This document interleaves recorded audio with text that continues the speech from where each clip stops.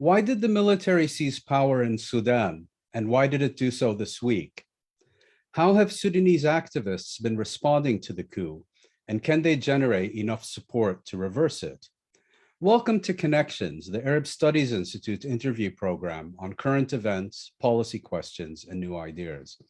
I'm Mouin Rabbani, and for this episode, we're delighted to be speaking with Khalid Mustafa Medani.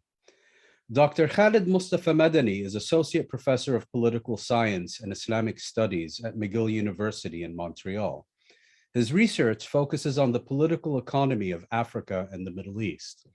He is the author of Black Markets and Militants, Informal Networks in the Middle East and Africa, published by Cambridge University Press this year, and is presently completing a manuscript on the causes and consequences of Sudan's 2018 popular uprising. He has also published extensively on civil conflict with a special focus on the Sudan and Somalia. Professor Khalid Medani, it's a real pleasure to welcome you to Connections. Let's start by recounting how we got here. In 2018, a popular uprising led to the removal of Omar al-Bashir, who had ruled Sudan since seizing power in a military coup of his own in 1989. The past 3 years have not been without crises and conflict between the military and the civilian opposition forces that launched the uprising, including a coup attempt only last month. But transitional arrangements and what was termed a sovereignty council for power sharing were ultimately agreed. Give us a recap of these arrangements, please, and how they have played out. Thank you very much, and thanks for having me on this show. It's a real honor and privilege. It's always an honor to speak on Sudan, especially with these events going on.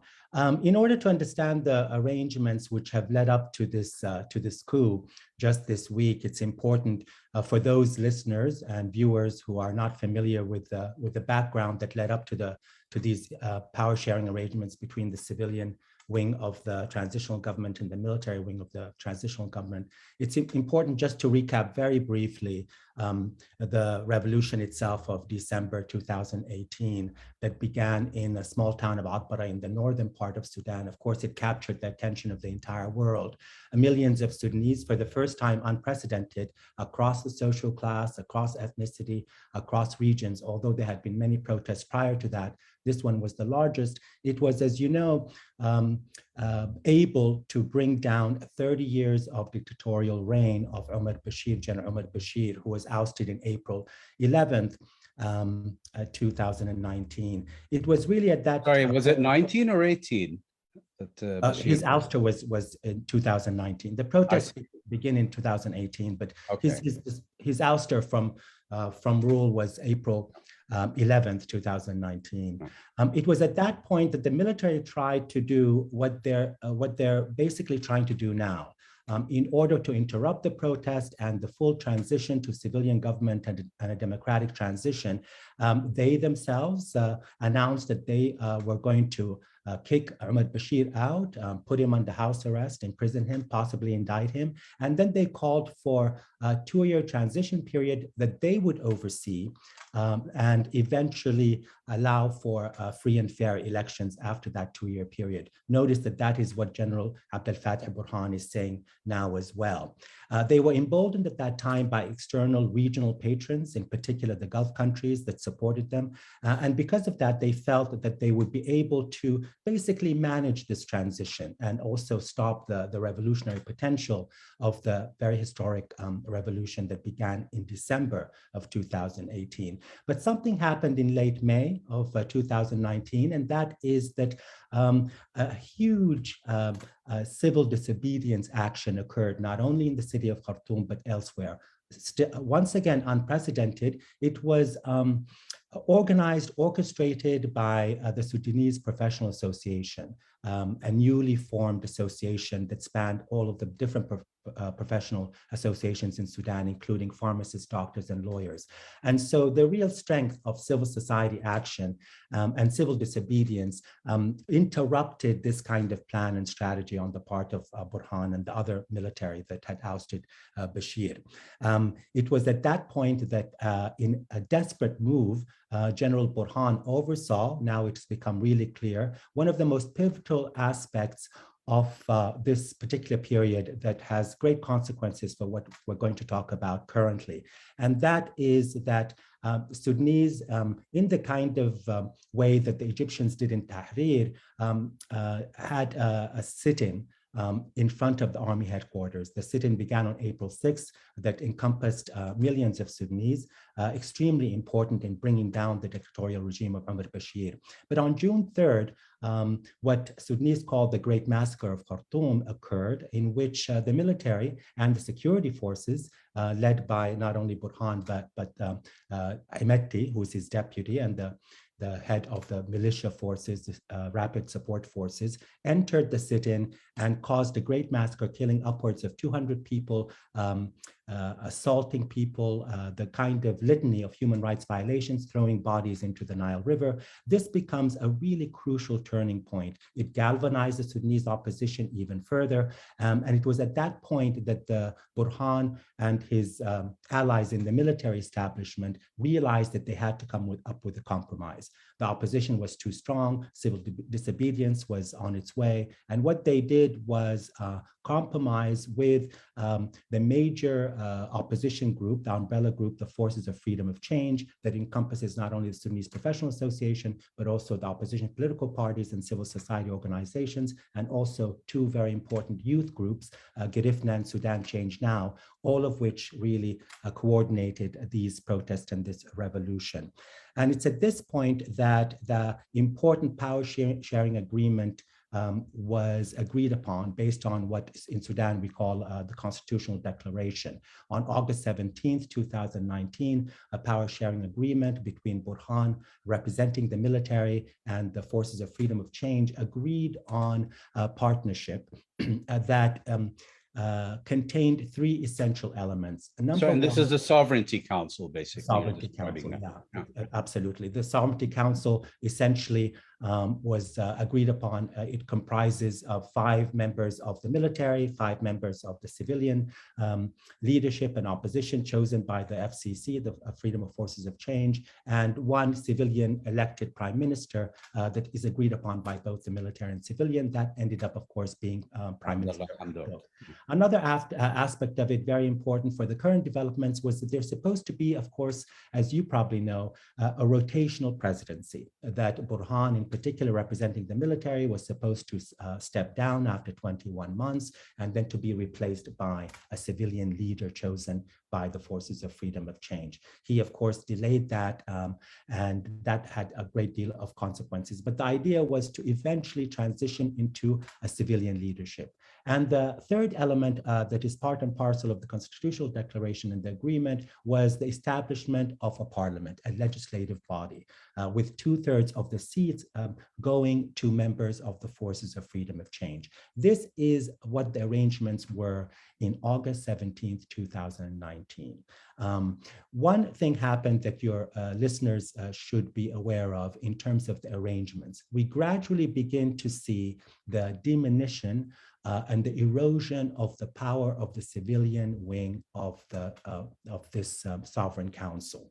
And a key element associated with that had to do with something called the Juba Agreement that was signed in October 2020. Very, very important. It is this agreement that gives us a clear picture of the gradual decline in the power and influence of the civilian wing of the Sovereign Council and the increasing power of the military. Basically, the Juba Agreement, as you may know, brought in some of the important military insurgent organizations, particularly from Darfur. the Sudan Liberation Army, headed by Minawi, and also the Justice and Equality Movement, also from Darfur, headed by Ibrahim, who also used to be part and parcel of the Islamist movement in Sudan. These are the two essential insurgent organizations that agreed and were brought into the Juba Agreement. Following the Juba Agreement in December of that year, 2020, Burhan did something that was very tactical to sideline the civilian authorities, in particular the civilian leadership. And that is that he established something called the Transitional Partnership Council. The Transitional Partnership Council, in agreement with this peace agreement to bring in these insurgents, basically changed the arrangements that you're talking about. And the way they did that essentially is to give more weight and more representation in this council, the Partnership Council, to the representatives of these two militia insurgent organizations. At the expense of the civilian opposition forces. At the expense of the civilian opposition. In addition, 25% of the ministerial portfolios were going to go to these insurgent military operations, all right? And in addition to that, there was going to be an additional military representative who happens to be the brother of Hemeti, in this transitional partnership. Who's the deputy head of the military and the sovereignty council, if I'm not mistaken. That's exactly right. And of course, the head of the very, very powerful Sudan Rapid Forces. This begins to be the first harbinger really of the militarization and the consolidation of Burhan and the military, and Hemeti, of course, and Hemeti's brother, with these two insurgent organizations.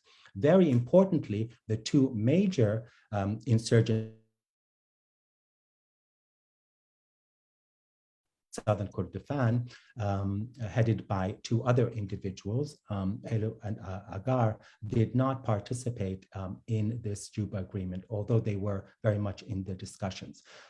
In addition to that, some representatives of the Forces of Freedom and Change agreed to also participate and be represented in this Transitional Council. Basically, in a nutshell, what this Transitional Partnership Council did was to take executive authority away from Hamdok, and basically to delay, and of course the majority of Sudanese knew, basically the potential legislative authority. So this was going to increase the executive power of the military, but it was also going to act as basically a legislative body. Burhan had calculated that this would be the best way in order to basically militarize and increase his power. And defer commitments that had been made in terms of civilian rule and the establishment of a legislative body. Absolutely. The idea is to have a gradual, basically, interruption and freezing completely of the transition and the major objective and aim of the revolution, which is al-Madaniyya, a full civilian government. And this becomes really important.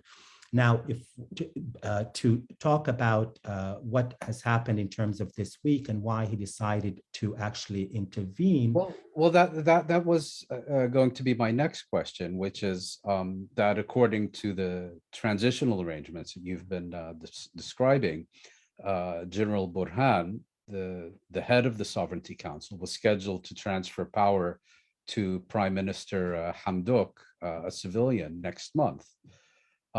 Yet Burhan has now dissolved the council and, if I'm not mistaken, has renounced the transfer of power. And so should we therefore understand the coup as an attempt by the military to abort the transition and retain power? And what were its motivations and objectives in doing so, if that was indeed the case?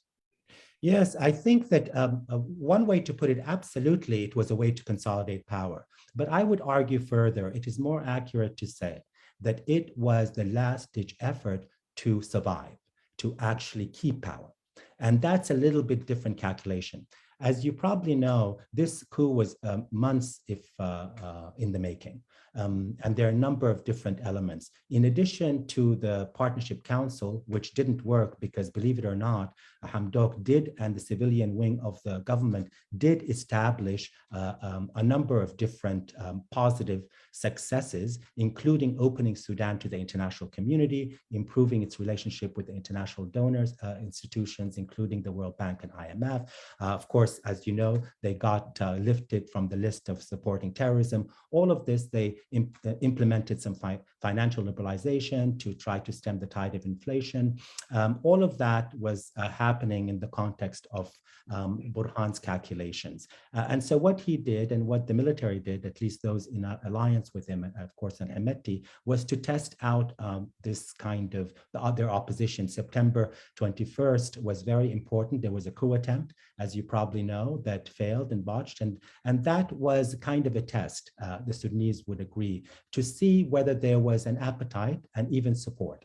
When that was not effective, what Burhan, in alliance with those two insurgent leaders did that are in alliance with him, is that they basically orchestrated protest in front of the army headquarters in October 16th, I believe, to follow the so-called Egyptian scenario of Sisi. I was going to say, it sounds very much like Egypt in 2013.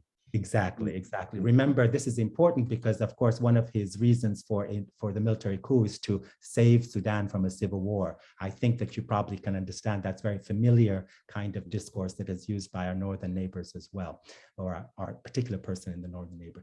That was a miscalculation on the part of Burhan, which is interesting in the sense that only a few days later, or rather within a week, on October 26th, protest occurred in response to the understanding that this was going to be a coup that is going to happen. I think it was the Sudanese Professionals Association that took the lead in organizing the demonstration. Absolutely. It was in commemoration, of course, of the historic October Revolution of 1964, so the timing was perfect. But the Sudanese Professional Association that I've talked to and many Sudanese did not expect such a huge turnout. It was supposed to be a large demonstration in Khartoum, and what happened in the course of one day, you had hundreds of thousands in Khartoum, and then by the end of the day, there were protests throughout the country. In the north, even in Darfur, in the west, that many of your viewers and listeners know about, in the eastern part of the country as well. It was a clear signal to Burhan, an attempted couist, that we understand what game you're playing, and we're going to show you that we are going to be consistent in our aims in terms of that aspect. That, of course, emboldened not only Hamdok, but believe it or not, the United States, who were concerned about the tension, but of course they sent their envoy, Feldman, to a day before the coup, essentially, to bring Burhan and Hamdok together. And this begins the first catalyst of the coup. It's the catalyst, but not the primary reason. And that is that there was an agreement that next month they would, in fact, be a timetable for a transition from Burhan leading the Sovereign Council to Hamdok, or civilian leading. So basically, the timetable was set in these kind of backdoor dealings and agreement, although the majority of people, as you know, knew that this was going to be the case. In other words, it was a meeting to enforce the original contours of the agreement itself. Get the transition back on the rails, essentially. Back on the rails. And also what that would do, of course, is to give civilians the authority to implement the agenda as outlined in the Constitutional Declaration. A day after that, not surprisingly, having attempted a number of different ways to basically usurp power, it was clear for both Burhan and Hemeti in particular, and their allies in the Sudan Liberation Army, the leadership of the Sudan Liberation Army and Justice and Equality Movement, that they had no choice but from their perspective for survival to intervene in and wage this coup, which is really important. That's the catalyst for the timing of the coup. But there are two other elements that give you the real kind of justification for my argument that this was a coup of survival, not just of consolidation. One of them has to do with the agenda of the Constitutional Declaration. Just very clearly, if you follow the speech of Burhan right after the coup, he said a couple of things that are very important. One of them, of course, is that he is making a correction to the revolution rather than a coup. And incredibly, that this was not a military coup. This, of course, is to signal to the international community that he is not a dictator, but more importantly, to signal to the Sudanese that they could be co-opted or they should join in that, which is very important. Arguing that he will have elections as he did in 2019, and this time deferred till 2023, if I recall correctly. 2023, exactly. And of course, establishing what the protesters had always argued for, and that is a so-called technocratic civilian government. He has yet been unable to even appoint one civilian who's agreed to participate in his government, which is a big miscalculation. He also did two things. He repealed two articles of the Constitutional Declaration that will give you a clear idea of what this coup really is about and the roots of the coup. One of them has to do with the article insisting on accountability for the crimes of Omar Bashir in Darfur, Omar Bashir himself and his allies with the kind of the canceled or illegal National Congress Party. And another one is to have accountability and justice investigation into the massacres of June 2019 in Khartoum in the sit-in. That becomes really crucial. The issue of accountability, as you know, is crucial not only for Burhan, but I would argue, and Sudanese know, much more even from Mohammed Dagalo, Hemeti, because he, of course, was heavily involved in Darfur. Yeah, you can look at the Human Rights Watch report of 2015, and there's a litany of his personal responsibility for a variety of different crimes against humanity. Remember, Burhan was also a commander during that period in Darfur. All of that is important. The concern becomes if even Bashir and his cohort are taken to the ICC, for example. Could open the floodgates. Absolutely, absolutely. The ICC is ready to do it. And this is something that the civilian government and specifically individuals in the government themselves who are now being really attacked individually, we can get to that later, were responsible for pushing through. So that article he decided was going to be reformed, annulled. The other article had to do with something truly important, and I would argue maybe the most important, and that is the article associated with the Commission for the Dismantling of the Remnants of the Regime. This, I think, was one of the most important aspects, not only of the Constitutional Declaration, but also of the first declaration of the Forces of Freedom of Change. The entire Sudanese population understood, without taking a course in political science, that there is something called a deep state, and that deep state must be dismantled. Remember, we have examples, as protesters know, from throughout the region, including in the northern part in Egypt as well. And that is an important article that Burhan immediately decided that he was going to annul. That article really is the real reason why you have this particular alliance between Burhan himself and Hemeti. As you know, or you may know, or your listeners should know, this commission made a great deal of progress in really tackling and bringing to task the large, vast economic empire of the military that controls upwards of 70% of the economy. What Hamdok did successfully before he was, kidnapped essentially, was that he kept insisting time and time, and he was pushed by the civilian opposition to come out and make a clear statement about disaggregating and separating the national economy from military interest, and to bring the military under civilian leadership, and to take to task, and this is what this commission did, not only companies, but even individuals. No one was immune from investigation. And particularly remnants of the National Congress Party, the Islamists who had dominated the economy, and of course the vast economic empire that Burhan and particularly Hemeti yield. That kind of progress with this anti-corruption and dismantling becomes really important. So it was very much an exercise in self-preservation of the military establishment, and not just let's say a measure to retain their privileges. Absolutely, absolutely. Because what happens if you have full civilian authority, this agenda would have been implemented. I called people who are part and parcel of this process, and it's really amazing to me to see the kind of transparency, accountability, and progress that was made. A very clear procedural process that had to do with opening it up for appeal, making it very clear that the whole process was transparent, and really practicing due diligence in terms of those associated with the former regime. That becomes extremely important. And it really raises, I think, the broader regional question of civil-military relations, which I think has often been at the heart of what's been a very contested transition. Egypt to Sudan's north is perhaps the best example of this, but there are also, of course, others throughout the region. But having given us this context and given the developments of the past several days, what is the response to the coup been within Sudan, particularly by the civilian opposition that spearheaded the 2018-19 uprising? Well, that's very important, really, of course, a central question.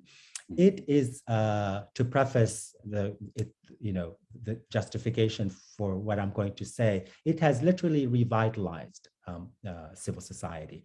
And it has done that because in the context of this transitional arrangements, there have been a great deal of divisions, not only between political parties, but between grassroots organizations and even the Sudanese Professional Association. There was even a split within the Sudanese Professional Association, those who actually participated in the Partnership Council that I spoke about, and those who rejected it.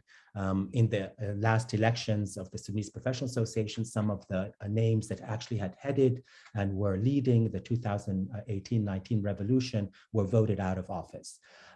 So what has happened in the context of this military coup, it is actually, for the moment, has galvanized and unified a whole spectrum, the entire spectrum of the Sudanese Professional Association, the grassroots movements that when I spoke to were critical of both the civilian leadership and SPA leadership, and now they're all working in tandem.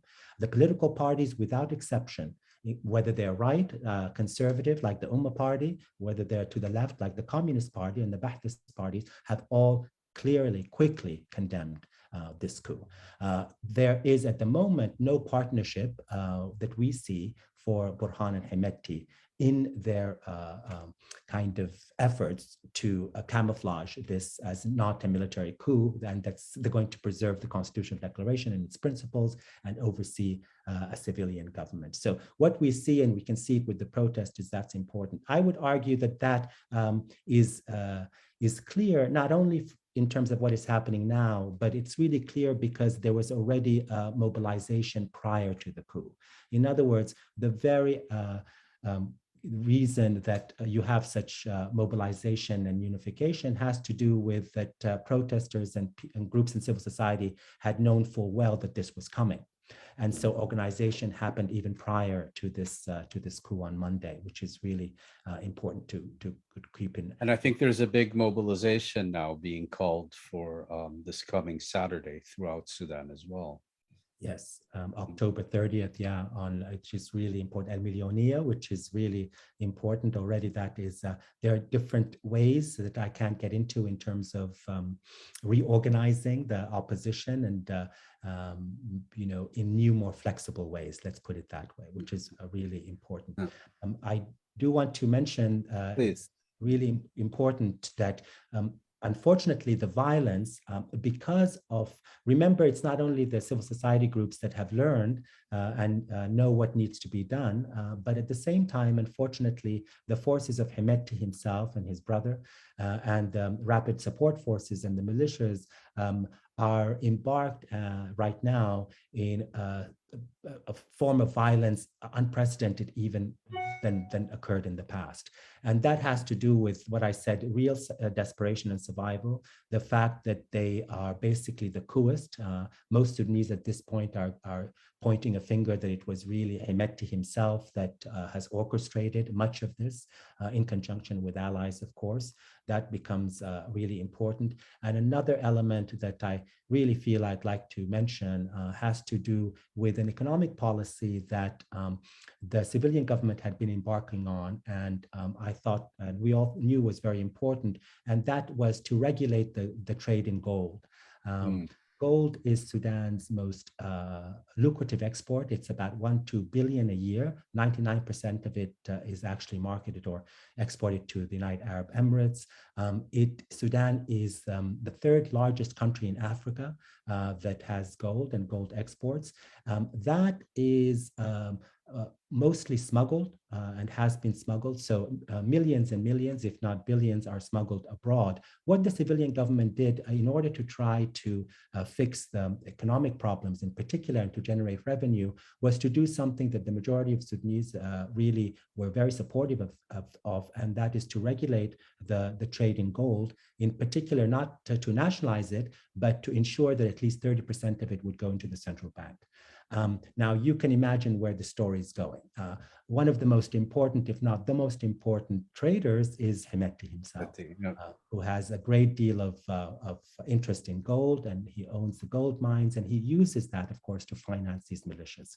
What the civilian government and the Ministry of Energy, in fact, did was to, in many cases, they eliminated some of the gold companies that were associated with the previous regime, and they had began regulations to bring gold to comply with international standards associated with that commodity, with the view that that would be the best way to generate revenue in order to meet the deep, deep economic crisis and the shortage of foreign exchange that the Sudan has. That is another story of success that posed a threat to Hemeti in particular, and also why his security forces are so strong. And we have to really keep that in mind. So Burhan and Hemeti and the Sudanese military leadership as a whole, they're known to be supported by Egypt, by Saudi Arabia, by the Emirates, by Israel, each for its own reason, and in some cases for common reasons. So do you see these regional states as kind of supportive spectators, or as active participants in the events unfolding in Sudan? And what interests might they be seeking to promote? Well, I think, Mouin, it's common knowledge what the interests of those countries are, in Sudan and in the region, which I think you'd say Yemen. Yeah. Yes, exactly. Yeah, I think it's so. I'm going to try to complicate it a little bit. The interest of the United Arab Emirates is essentially financial, billions of dollars, which is very important. There is reports by many organizations that some of the bank accounts for the gold trade, of course, are in Dubai.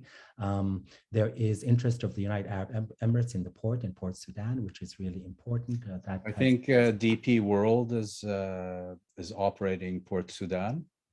That's right. Yeah, that's really important. Saudi Arabia has more strategic, I would argue, than financial interest. Remember that both Hemeti and Burhan were very useful for Saudi Arabia at the time that it was deeply involved in Yemen, before it started to try to exit from that war, which is really important.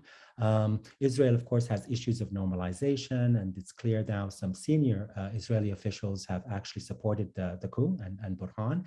There are others who traditionally support Israel in Washington who have not supported the coup, which is interesting, I think, and there's a reason for that. One of the reasons is the United States. These regional countries have always been extremely influential as direct kind of countries to Sudan, but what we see now is something interesting that did not happen in 2018, and that is the United States administration was really taken aback and even angry at the dismissal of their envoy in such a manner. They've condemned, of course, the coup. They've revoked the aid package of 700 million, the European Union, the Canadians, even Japan. Everyone has been very much condemning the military coup. The World Bank, as you know, has withdrawn support, even after promising 2 billion in grants. And so that is the important. Crucially, the African Union has kicked Sudan out of the African Union. That was today, I believe. Yeah, which is really important. I think it suspended its membership. Yeah. I want to give that part of the story, which is really important. Well, I did want to ask you further about that, or did you want to say something more about the regional dimensions first? Well, I think it's important because what is happening, you'll see that I think it's important to see that that the regional countries are keeping quiet as they usually do. But there is, as what happened in the past, they have to deal with their own interest and also their continued interest and relationship with the United States and the international community. In the case of United Arab Emirates, of course, the notion of an unstable Sudan, I don't think is something that they perceive in their interest. The issue of making, regulating the gold trade is not necessarily going to undermine their great wealth, so to speak, right? Saudi Arabia, the foreign minister, ostensibly or reportedly has agreed with Anthony Blinken in a meeting to condemn the military coup. I think there is a notion probably that Burhan is not reliable as a partner. Certainly Bashir was not reliable in his later years. So they're kind of hedging their bets. And I think there's flexibility there, especially if the instability in Sudan continues, because I really feel that that is something we as Sudanese are insisting on, that this military coup is not going to bring peace and stability and economic interest for these countries, but rather instability. So I think that that is really important point to make. That's a very interesting point. And now just to turn back again to the US role, some have suggested that after cozying up to Egypt Sisi and Mohammed bin Salman in Saudi Arabia, after basically campaigning against them during the 2020 US election campaign, the Biden administration is perhaps keen to distance itself from yet another authoritarian ruler who's been thrown into its lap. And that in Sudan, it can do so at a relatively low cost, certainly if you were to compare it to Saudi Egyptian or excuse me, US Egyptian or US Saudi relations. Do you agree that that the current developments in Sudan kind of present Washington with a fairly low cost opportunity to show that it, that it hasn't completely come back into the embrace of dictators and killers and so on who it campaigned against previously, but has embraced once in office? Yes, I do. I think that the U.S. administration, it's, they change, of course, but this present one, at least those who work on the Horn of Africa, have tried to, and I do believe that they believe Sudan is different. I think that they take Sudan to be both a Middle Eastern Arab country, but also an African country. I think that in terms of low cost, remember, it's not only their Middle East policy, but Africa policy. And so they would, I think many would prefer to have a so-called success story in Sudan, a democratic success story, not only because of the Arab region, but also because of the epidemic, unfortunately, of military coups in Africa at the moment. And so Sudan, I think, would be really important. I think the calculation on the part of the administration will eventually, as usual, really boil down to their strategic interest, of course. And I do believe that many who know the region well understand that instability in the region caused by this kind of military coup will destabilize their interest. I think that that is, unfortunately, in countries where there is a promise of stability, no matter the type of regime, you'll see, my feeling is you'll see that policies align in those terms. In countries like Sudan, where you see a really strong opposition, and frankly, individuals who can't even form a government at this point or administer a government, and a country that has two large insurgent groups that are in opposition and have signed against the military coup, that destabilizes Sudan, Ethiopia, Eritrea, Chad, Libya, and that is, the European Union came out very strongly because Sudan has been a conduit for immigration to Europe. That kind of chaos and the fact that Burhan is not able to be reliable from their perspective, as you see the commentary, and at the same time, basically won't be able to deliver peace. or stability. I think that's important. I also think that for the Gulf countries, they're looking at that closely because they have experience of that in 2018 and 19, when they thought that there would be a promise of stability, but it didn't work. And so I think that they're going to signal, the US is signaling to their allies that this is something to consider and to see if there would be a way to condemn and push continue in this transition to civilian government.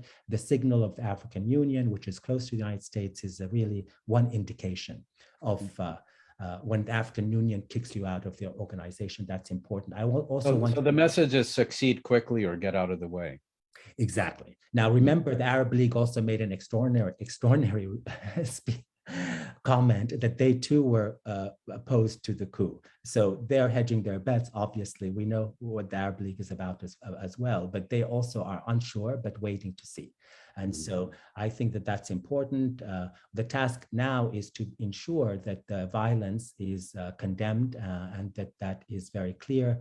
And and for Sudanese, and I want to speak on the part of the Sudanese at this point as well, and that is that the human rights violations, the killing, the tortures that are increasing, not only have to be condemned, but there has to be an intervention, because we're talking about someone who was responsible for the deaths of 200,000 people, the displacement of 1.2 million, the brutal killings, rape, assaults of over 200 young boys and men. We're talking about this kind of individual, this kind of force that is now enacting havoc against protesters whose major objective is Madaniyya, civilian rule, and their major method, silmiya, peace. Insisting on peaceful civil disobedience. I think the international community is very clear about that kind of aspect. And if there's a threat of sanctions, that would be something that may have to be considered. And finally, if we look ahead to the days, even perhaps weeks around the corner, what's your prognosis about how things might develop in Sudan? Now, I realize one can only speculate so much, but what are perhaps the main issues those of us who want to get a better understanding of where Sudan is heading should be watching for? I think it's the best way to answer that question. It's always difficult to answer definitively, as journalists like to say, as the situation remains fluid. But there are indications in terms of looking at history and past practices in terms of different military coups. The past ones have been able to consolidate and reform based on an alliance with some semblance of a constituency.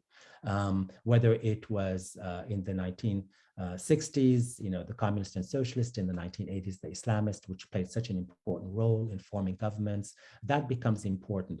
That question can be answered by a couple of things. One of them, of course, is absolutely the strength and commitment of these heroic Sudanese, across the board, which continue to insist not only on commitment and protest, but also to deep organization at great risk. And it's happening, if you look at the protests, they're happening literally in every state of Sudan, which is a very important indication, including my mother's hometown of Wadi Halfa, which is all the way up north in the Sudan near Egypt. The other part of the equation, obviously, is the strength of the coercive apparatus. And Hemeti's power in terms of doing that. So that is why violence will occur. But over time, violence, unfortunately, is never enough. What Burhan's trying to do is to find some coalition in Sudanese political society and even fig leaf figures to really get involved. This is why the remnants of the Islamist movements and the National Congress Party are very, very crucial to him. Remember, because they were closely aligned at various stages with Omar al-Bashir during the past several decades. Yeah, they were allied with Umar Bashir, and at the same time, they were, of course, allied with Burhan. Even though he's not a card-carrying Islamist, he was obviously chosen and appointed and nurtured and patronized by the Islamists and Umar Bashir. One of the most important statements of Burhan that you should really focus on was, number one, the false claim that he's saving the country from racism and civil war.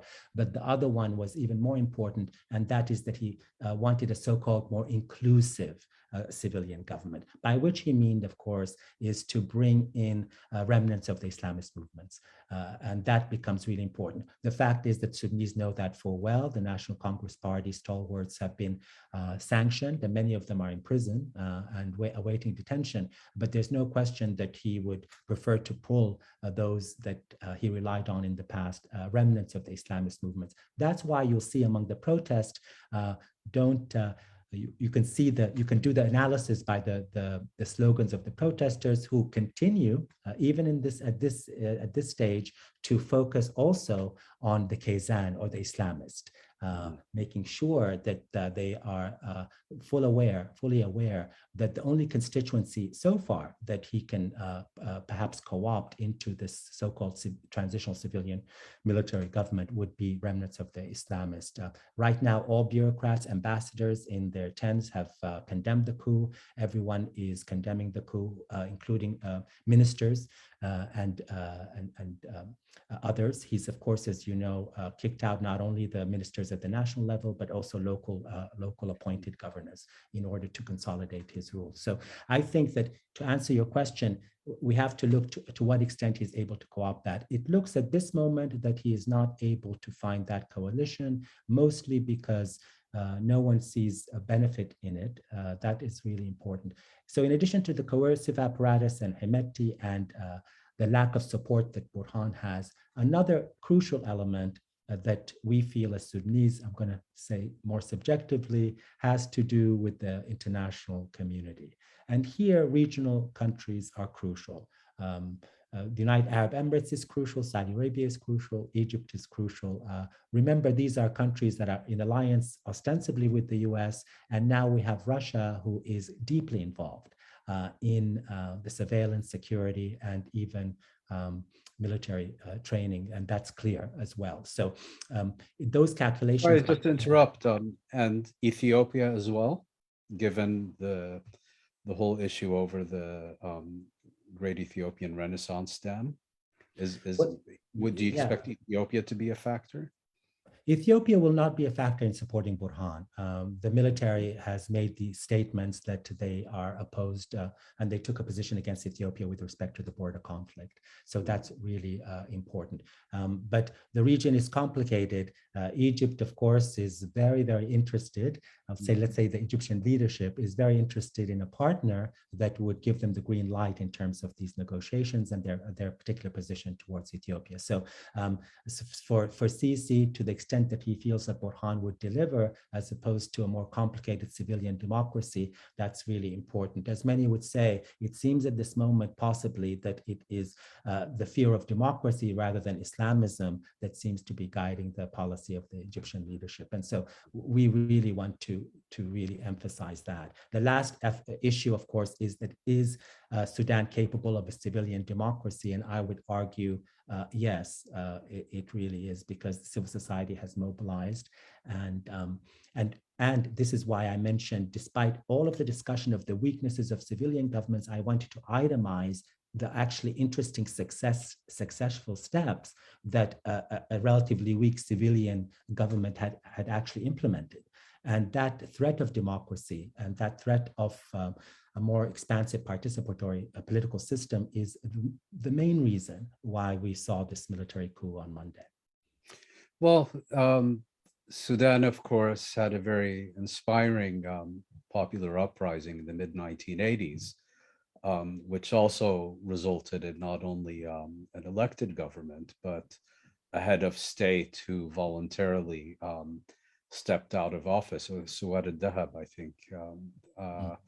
And one hopes that history, in this case, will be about to repeat itself. And we'll be watching Sudan very closely in the coming days and weeks with fingers crossed. that the transition returns to its proper course. Khalid Mustafa Medani, I'd like to really thank you for sharing your insights and expertise on the context of current developments in Sudan with Connections. Thank you very much, Mouin. It's been a real honor and privilege. I hope that the information was useful, and extremely. I want to thank so many people in the region who have, you can imagine the amount of support. Everyone wants this example to continue. So I think everyone's crossing their fingers. We'll see what happens. Thank you so much. Thank you.